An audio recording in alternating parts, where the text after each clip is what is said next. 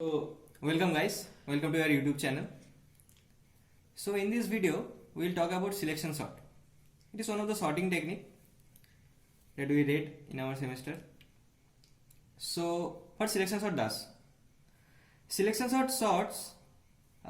finds the minimum element in the array and move it to the beginning. Here I have taken an example. This is an unsorted array you see. So in the first iteration, what's the minimum element? 8. Okay, so 8 and the first element is 10, so swap these two. So 8, 12, 10, 14, okay, 17. Okay, so in selection sort the array is divided into two parts. One part is a sorted part, you see, and another sub array is called the unsorted part.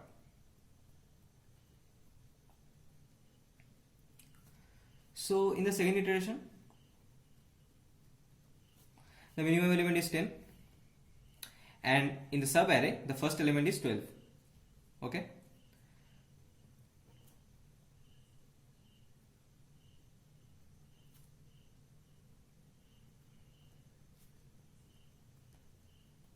so now the sorted subarray consists of two elements, 8 and 10, and the rest of the array is this. And in the third iteration, now the minimum element 14, 12, and the array remains same. And the sorted part is this. In the fourth iteration, the minimum element is 14, so we have to swap very minimum here.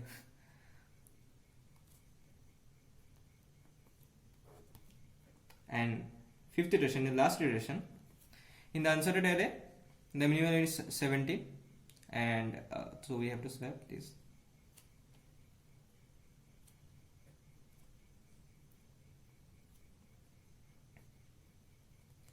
So you see, now we have sort the whole array. So how this is, you see the method how we sort the array. So let's jump into some coding. Like what we need in this, we need a swap function, of course, a swap function which needs to swap the at the very first element of the unsorted array and the minimum element. And the second function, we need the selection sort function. Okay, selection sort function. So we need the two function, and we will be able to find the result. So in the swap function, so okay, I just define void swap, and we take two pointer. Okay, because we have to swap the addresses now, we don't have to swap the element value or something. We have to swap the addresses, because when you see the unsorted array and sorted array, the parts become different. See, there is in the unsorted array, here is two elements, here is three element, here are four element. So we have to take pointer. Okay,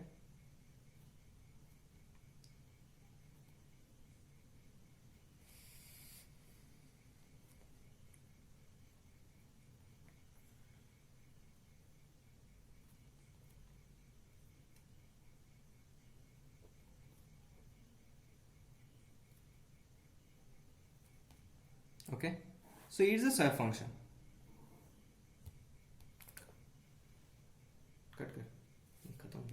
And let's take the insertion sort function.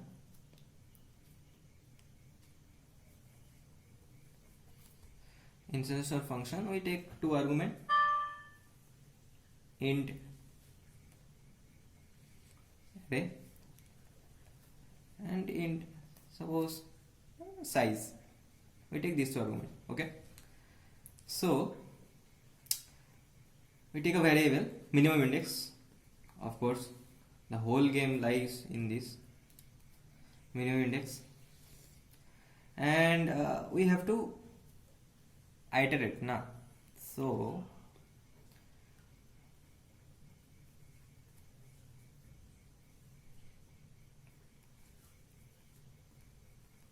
here I have here I write the pseudocode na. So anything about the syntax, please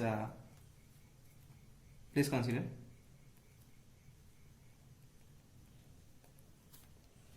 So looks is the first loop, is the main parent loop for the boundary cases. Means in the very first iteration you have to start from the very first element, and then after you have to move to 0 to 1 first element or first to second element. So it is a parent loop. In the loop, like suppose at the very beginning I assume that the main index I itself is I itself. Okay, and in the loop I have taken a sub loop, a child loop you say,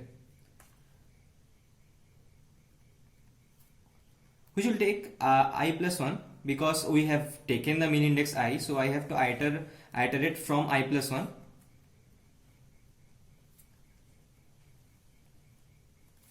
Okay, and now in the child loop we have to perform the minimum element finding operation.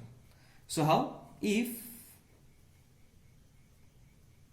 array of j less than array of min index, if this is true, then min index is obviously j. Okay, it's right. And at the end of the child function you have to look, I told about the sorted array and unsorted part, right? So after the first iteration for I0 you have to swap na, because after the first iteration the minimum element index is not the same place, so you have to call the swap function. So swap, and you have to pass the two addresses, one address of ampersand array min index and other is ampersand array of j, right? Hope you understand this. Okay, so this is over. So this is our coding. We need I told about we need two function, one insertion sort and one swap function. So let's talk about the time complexity of the code. So you see in the parent function these loops runs near about n times, right? N times. So this is order of n, and for each iteration we take a variable j, and j also runs near about n times. So for each iteration it's run n times to n into n square. So time complexity of the whole selection sort, time complexity is order of n square. Yeah, order of n square. So worst in the we assume the worst at worst case, right, in here. And the space complexity, the auxiliary space complexity. Look, what is the space complexity mean? How much space you need to perform this sorting. So you see in the array itself we swap one element to another, and the number of swaps can never be greater than n, right? We can afford n swaps maximum. So maximum when n swaps, if we assume, so space complexity is order of 1, right? because in the very first array we take, we have maximum in space, so no extra space required to move one element or other element. So in the first array itself we stick from first to last, so space complexity is waterfall. So it is a in place sorting, of course. In place sorting, in place means what I have said before, that we have not to switch to another array, we have to be stay in the same array, so it's called a in place kind of thing. So it's a in place sorting. Okay, and okay, and it's a unstable sorting. It's an unstable sorting. So there is a stable selection sort. We will talk about it later in the later video. So thank you. So hope you like the video. Hit subscribe, share, and okay.